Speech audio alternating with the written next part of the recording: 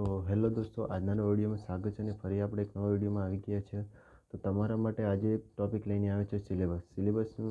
મેં તમને પહેલા વિડીયોમાં પણ કહેતું હતું કે સિલેબસ બહુ જરૂરી છે. સિલેબસ માટે આપણે તેની પ્રિન્ટ આપણા જોડે રાખવી જરૂરી છે, જેમ કે રોજ આપણે તેના સિલેબસના કારણે આપણે બહારની વસ્તુ ઇગ્નોર કરવાની છે અને આપણે જેટલું જરૂરી છે તેટલું જ વાંચવાનું છે. તો આપણે સિલેબસનું રિવ્યૂ જોઈએ તો આપણે પહેલો પીએસઆઈના સિલેબસનું રિવ્યૂ ચેક કરીએ. તો ચાલો પીએસઆઈના સિલેબસનું રિવ્યૂ બતાવું તમને.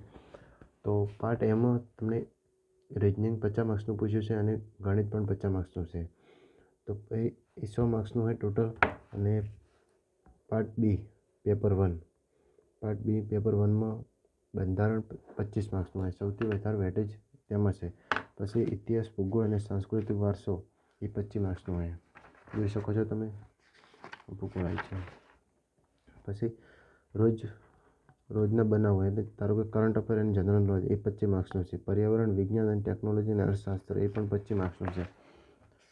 આ પેપર એ બી વિભાગમાં. અને પેપર 2 તેમાં પાર્ટ એ ગુજરાતી લેંગ્વેજનું પેપર. આ લેખિત સ્વરૂપે આવી શકે છે.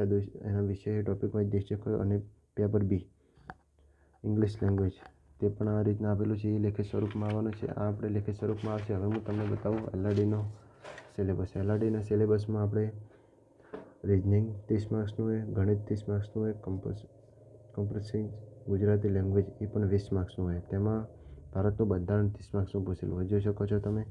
કરંટ અફેર અને ટેકનોલોજી એ 40 માર્ક્સનું હોય. રોજબરોજના બનાવો વિજ્ઞાન અને ટેકનોલોજી બંને 40 માર્ક્સનું. એમાં થોડું વેટેજ વધારે છે રોજબરોજની હોય. પછી ઇતિહાસ, સાંસ્કૃતિક વારસો, ગુજરાત તથા ભારતની ભૂગોળ 50 માર્ક્સનું ટોટલ માર્ક્સનું પૂછેલું હોય. જોઈ શકો છો મિત્રો.